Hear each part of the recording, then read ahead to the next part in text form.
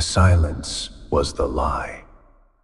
Out here, on the airless skin of Earth's lonely child, the vacuum wasn't empty. It was full. It was a dense, crushing plenum of nothing. A physical presence that pushed against the thin shell of his helmet and the triple weave of his suit. It pressed on his eardrums, a low, subsonic hum that was the sound of his own blood pumping, the whir of his suit's recycler, the faint electrical fizz of the HUD painting targeting reticles over rocks that had sat unmoved for 1 billion years. The pressure of 1,000 atmospheres of water had been a familiar enemy, a known beast with predictable rages. This was different. This was the absolute, indifferent cold of the grave. He planted a boot, the mag clamp engaging with a soft thunk against the metallic decking of the Outpost's perimeter walkway. Lunar dust, a substance so fine it was more like a static charge than a powder, puffed up in a slow, perfect parabola, catching the harsh glare of the floodlights before settling back into gray oblivion. Regolith, the word itself sounded dry, ancient.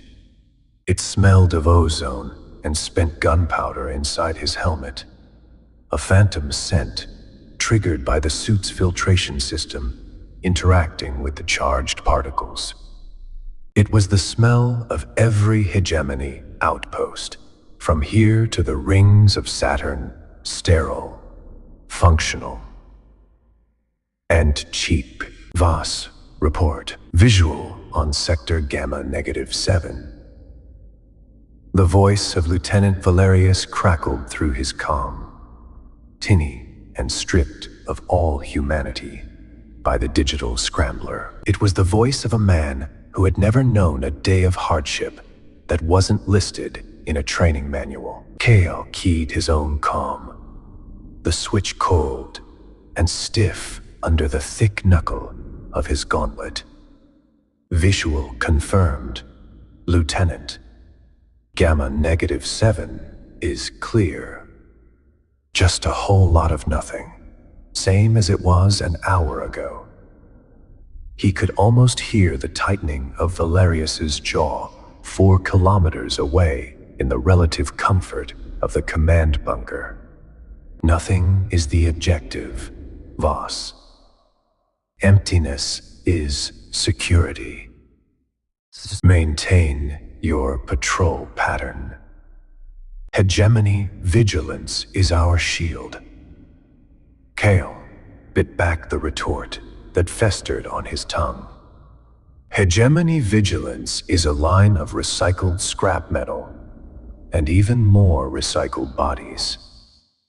Instead, he let the silence answer. He swept his gaze across the landscape. The horizon was a razor-sharp curve against a blackness so profound it felt like it could swallow the light from his helmet beam. In that void, stars didn't twinkle. They were hard, cruel diamonds of frozen fire, unblinking and utterly alien. And hanging above it all, a swollen, diseased-looking marble of blue and white, was Earth. It didn't look like a sanctuary. It looked like a cage, impossibly distant. Copy that. Command. Maintaining pattern. His voice was flat, a dead thing in the dead air. His HUD flickered, outlining the patrol route in a faint green line. 50 meters ahead, 2 other figures moved with the same ponderous, deliberate grace. The taller, more methodical one was Sloane. Even in the bulky environment suit, you could see the medic in her movements, measured, efficient, nothing wasted. The other figure, smaller and hugging the shadow of the habitat's comms tower, was Jax. The kid looked like a ghost, haunting his own armor, a bundle of frayed nerves inside a walking tank. Kael's gaze lingered on him. The linker, the hegemony's term for it, was so clinical, so clean. It stripped the horror from it. They called his seizures sync events and his terrified ramblings unfiltered tactical data.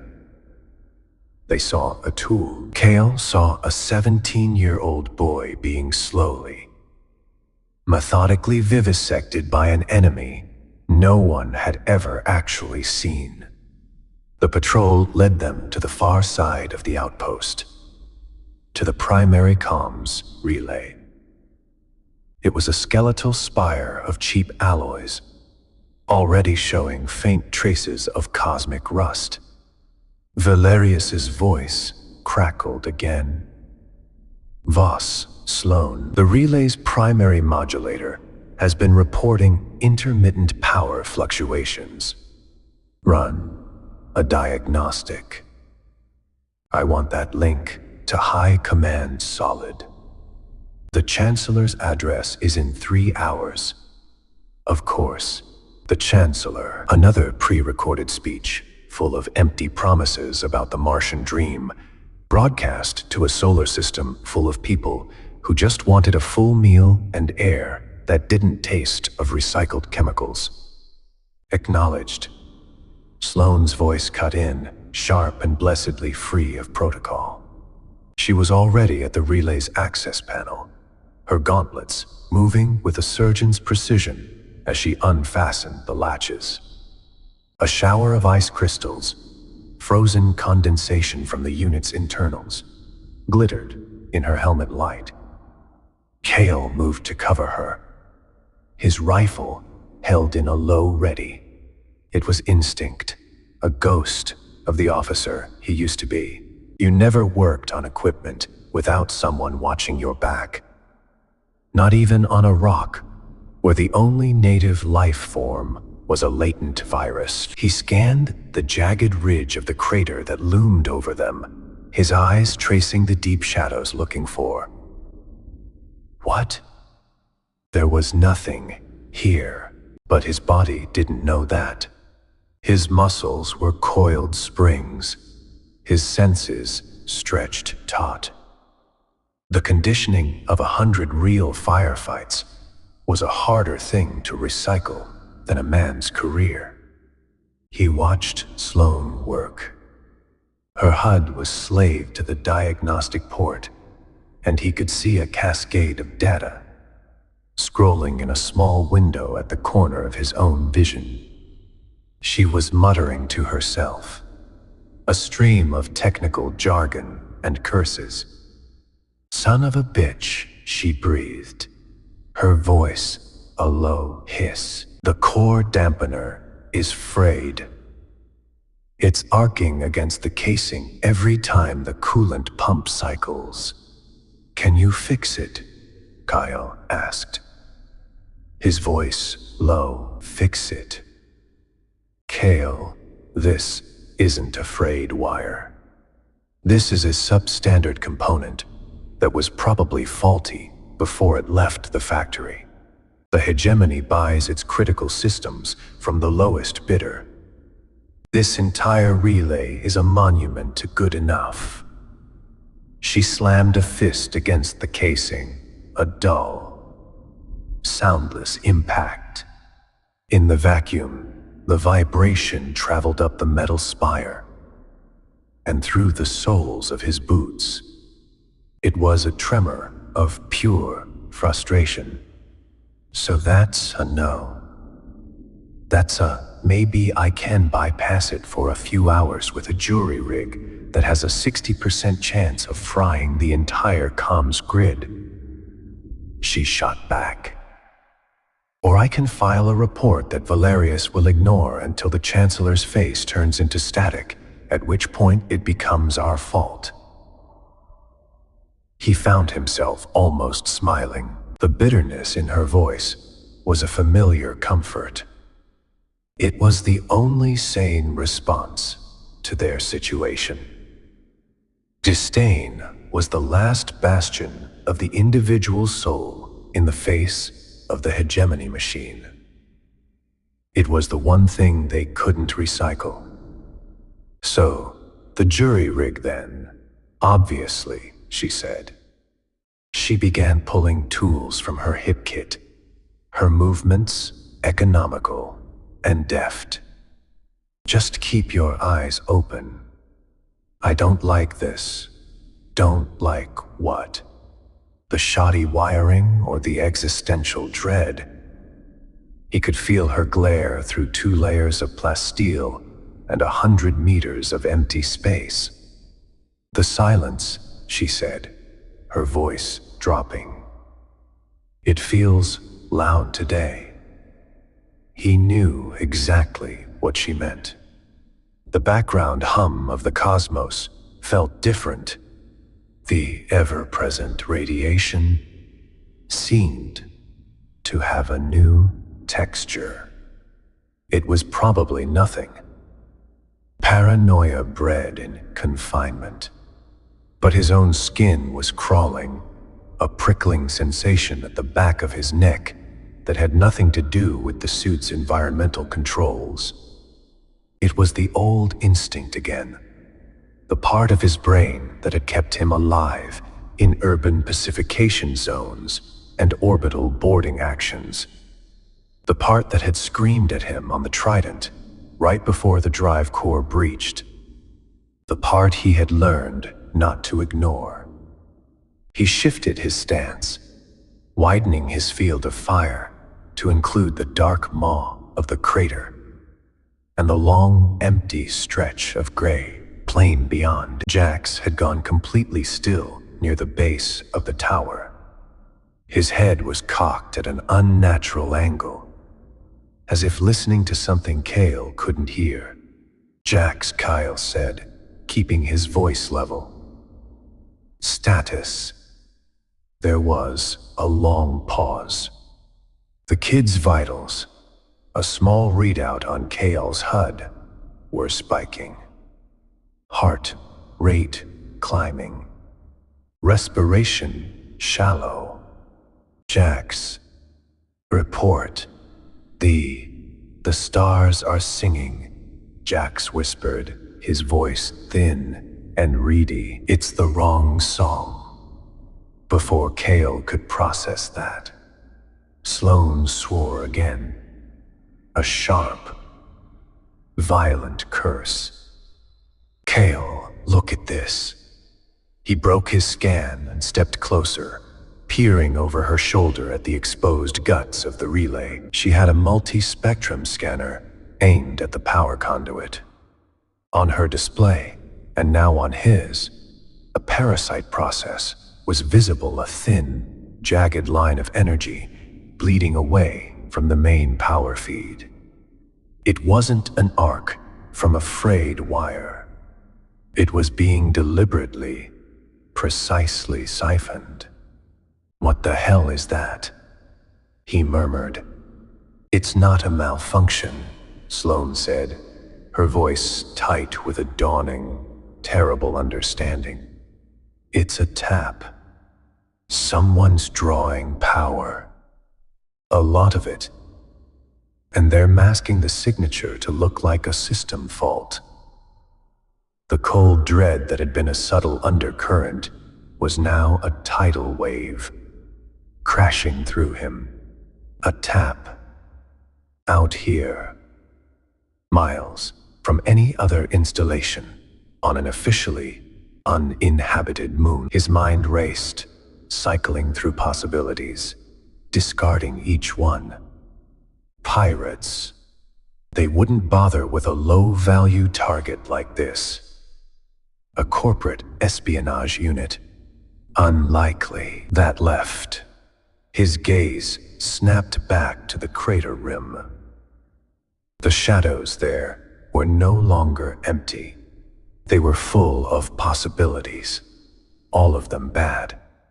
His hand tightened on his rifle, the grip suddenly slick inside his glove.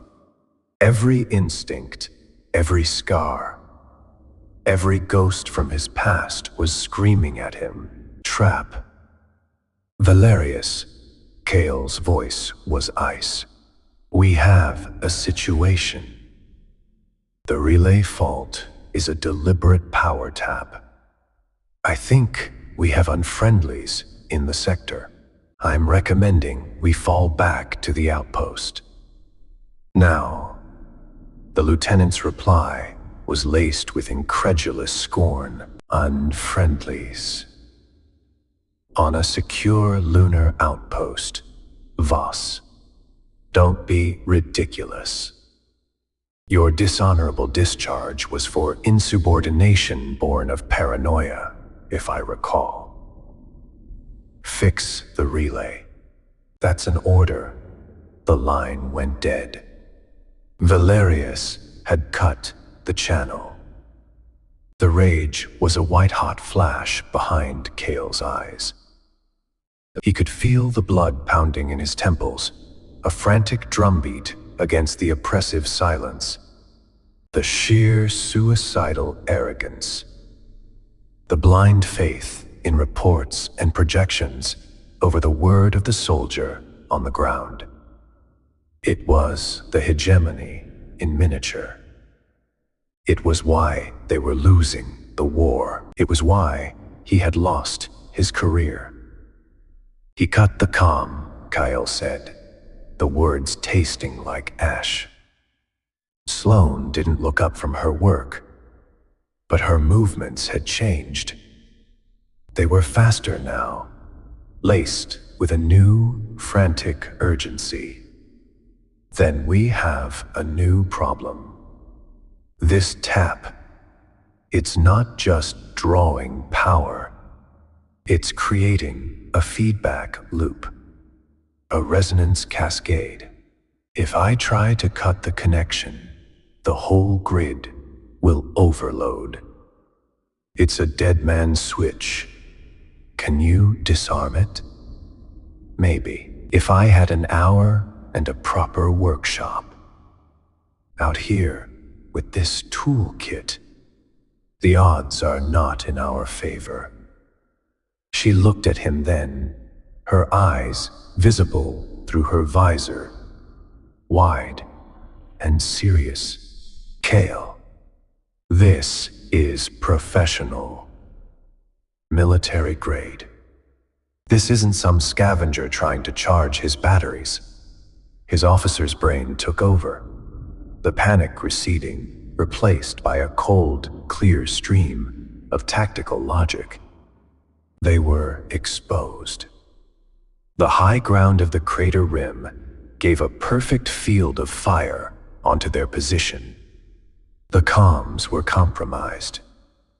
They were 3 recycled soldiers against an unknown enemy of unknown strength, led by a fool in a bunker miles away. "Jax," he said, turning toward the boy.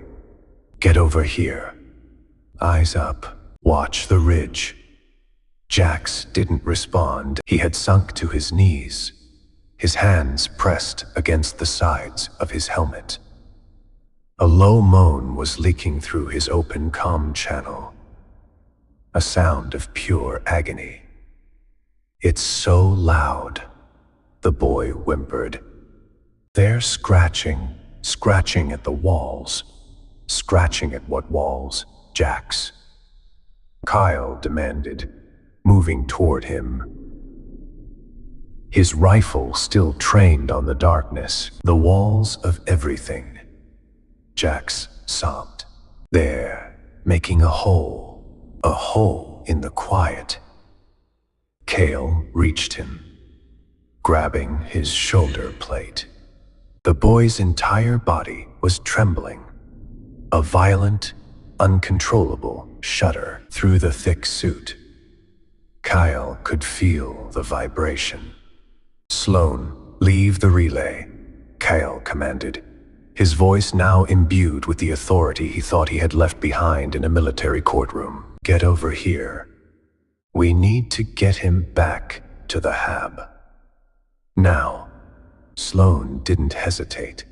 She slammed the access panel shut. The clang echoing inside Kael's helmet. On my way. What's happening to him? It's not a standard sync event. This is different. Something out there is triggering it. Something big. He hauled Jax to his feet. The boy was dead weight, his eyes rolling back behind his visor. Kael half dragged, half carried him back towards Sloane, his boots crunching on the gray dust. He could feel it now, what Jax was feeling. Not the psychic scream, but a physical manifestation of it. A low-frequency vibration in the regolith, a thrumming that was traveling through the rock and into the bones of his feet. The air in his suit felt charged, electric. The hairs on his arms were standing on end. The thaw between him and Sloane was complete, burned away by the heat of imminent violence. They were no longer a bitter salvager and a cynical medic. They were two soldiers in a kill zone with a compromised asset, cut off from command. It was a scenario Kael knew all too well. Back to the habitat, he ordered, his voice low and hard. Move. Stay off the open ground. Use the equipment stacks for cover. Sloane fell in beside him, taking Jax's other arm. Her rifle was up, its beam cutting a sharp, nervous path through the shadows. My scanner is picking up something, she said, her voice strained. A massive energy signature. Off the charts, but it has no heat profile. It's cold, cold energy. A logical impossibility. Kael's blood ran cold to match it. He risked a glance back at the crater rim. Nothing, just the silent, watching rocks and the hard, unblinking eyes of the stars. But the feeling of being watched was overwhelming. The silence was screaming. The emptiness was full. He looked at the earth hanging in the sky.